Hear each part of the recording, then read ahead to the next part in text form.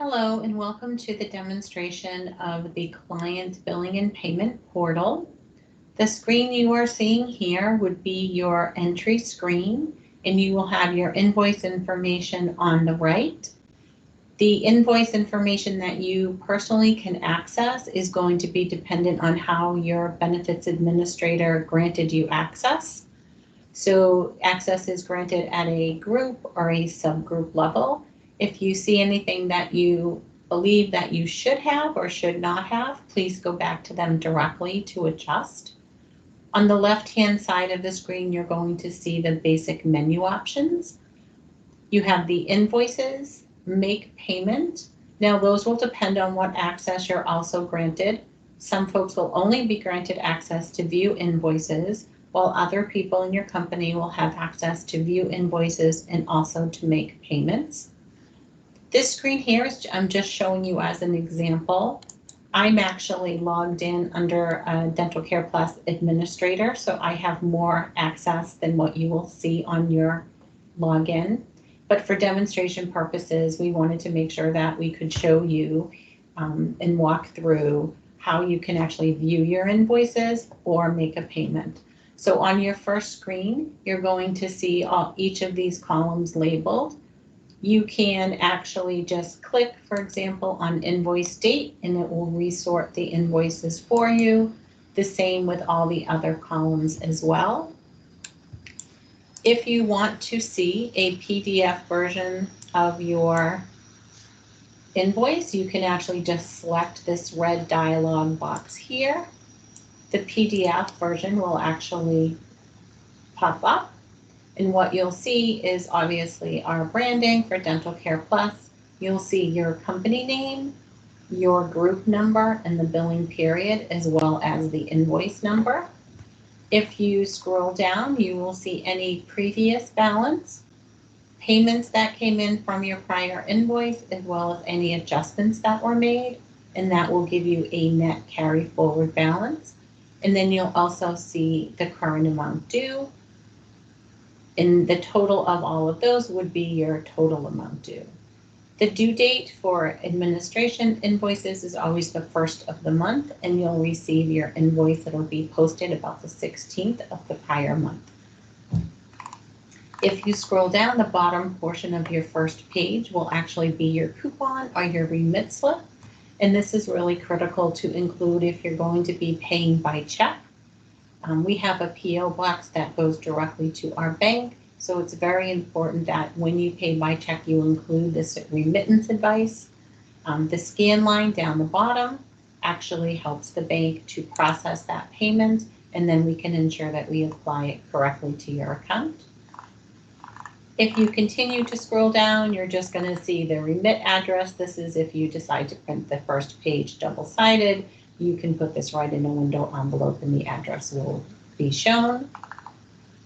The next page is going to be your prior activity, which is the payments and adjustments that we mentioned before. On the next screen, you will see your subscriber listing. This is all based on your subgroup. So your group number, the first 6 digits is really your purchaser number, and then the last 4 is your subgroup number. So if you have multiple subgroups that roll to one invoice, you'll have a listing for each subgroup individually. So this will be your subscriber listing. And then if you go down forward, you have an updated listing as well that will show you your retroactivity. The other way that you can look at your invoice, if you come back to this main screen, you can hit where it says HTML as the column header. If you select that, it will bring up just the summary information for you, but it also gives you the ability to download any of those activity listings into an Excel format. So if you click on here, it will ask you if you'd like to download, and you just select yes. And as I mentioned, you'll see this group is set up with 3 different subgroups. So you have 001, 02, and 04. So they each have their own separate listings. If you are a self-funded group, you will also see your claims detail listing here as well. If you want to make a payment, you can just select Make Payment. Go back to this screen, you just select Make Payment here. That will bring you into this screen. For the first time that you log in, you have to answer some security questions. It's a one-time requirement.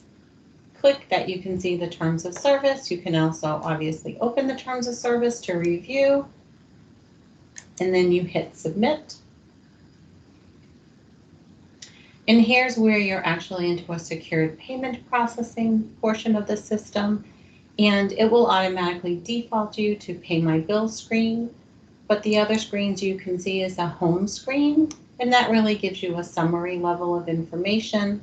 It will show any payment method that you have saved. You can add recurring payments here, and also it will give you a history of payments down below. For Pay My Bills, if I go back to that screen, you can look at unpaid and partially paid. You can also show all. And you can show paid in full. It's really important to note that payment is only updated if the portal payments have been processed. If you process your payment outside of the portal via, for example, a check, your invoice will still show as a remaining amount open. But if you make the payment on the portal, that will be updated automatically. And here you can set up your recurring payment as well, and we'll go through that in a few moments. To make a payment, you just select the invoice that you want to pay. You have the ability to override the payment amount if you wish. We ask that if you do change amount, that you use this drop down and put a reason code here so that we can research that when we get the application. And also there is a little button here, and you can enter any comments that are applicable to the AR team so that we can make sure we can apply your payment correctly. Once you have this here, you just go select payment method. You can also save multiple payment methods. You select the type of account. I'm going to do actually business and checking. You can give this a nickname. I'm just going to call it test. The name on the account, so I'm going to say DCP test. You enter your routing number. Now I'm in a test system, so I am going to enter our test routing. Your account number,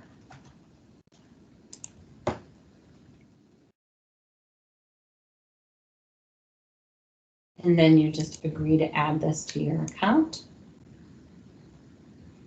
And your payment method is now added, and it will only show you the last 4 digits of the account for security purposes. You can select to pay as of today's date. You can also create a future dated payment if you would like. I could change this to tomorrow, and I can just say continue to payment.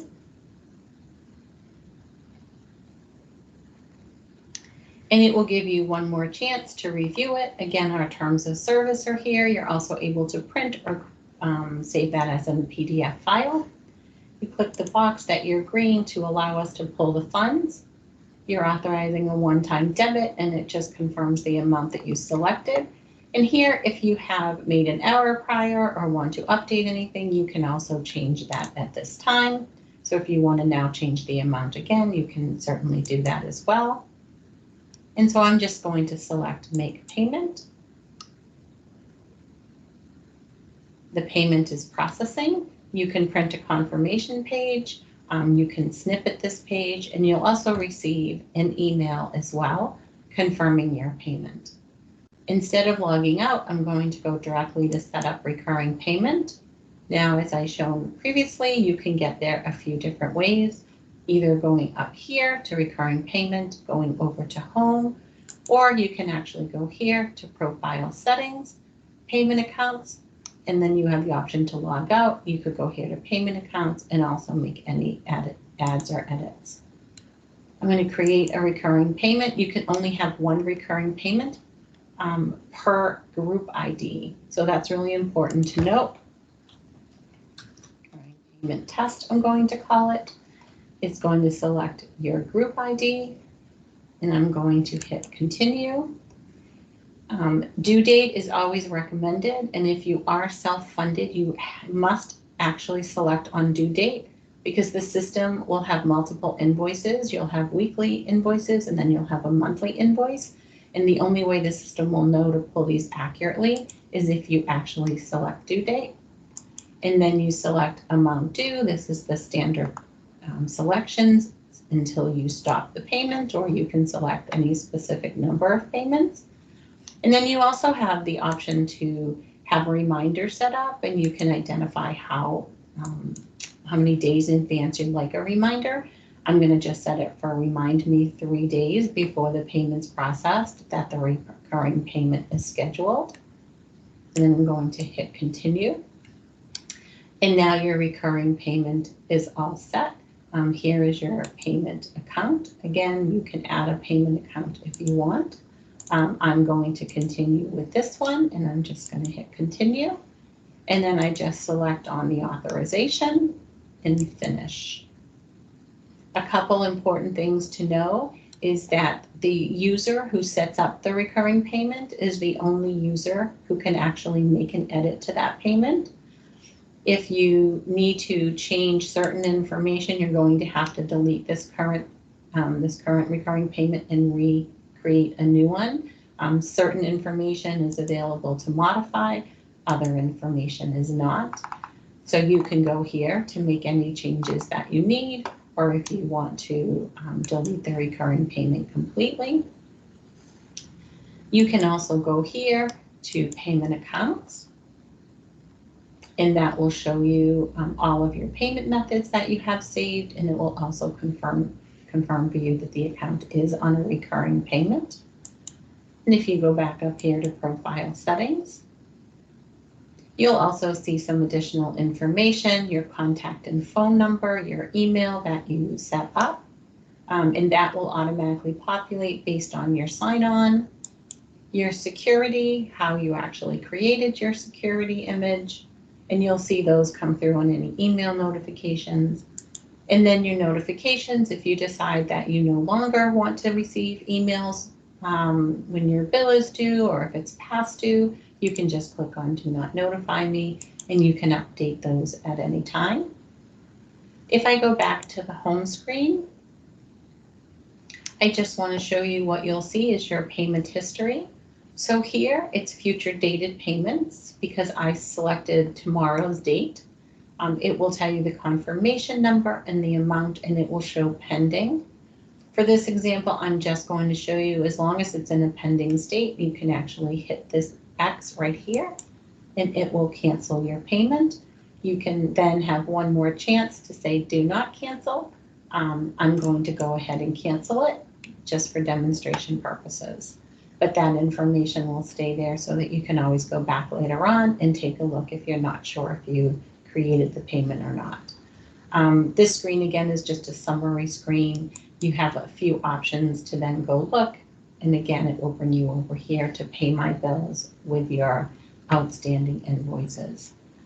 The last thing I wanted to mention is for recurring payment. Once you set that up, it is only functional for future invoices.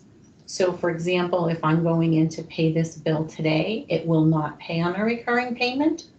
You will make a one-time payment and then go forward to set up your recurring payment for every month going forward. So that's an important key element to remember. Recurring payment is based on your total amount due of your invoice. So if, for example, you did not make this payment would go forward as a carry forward. So your next month's payment would be double. So you want to make sure that you do that one-time payment first. And there are help guides available on the portal as well if you have any questions. And you can always reach out to sales or finance if you have any specific concerns as well. Thank you for joining, and we hope this has been very informative.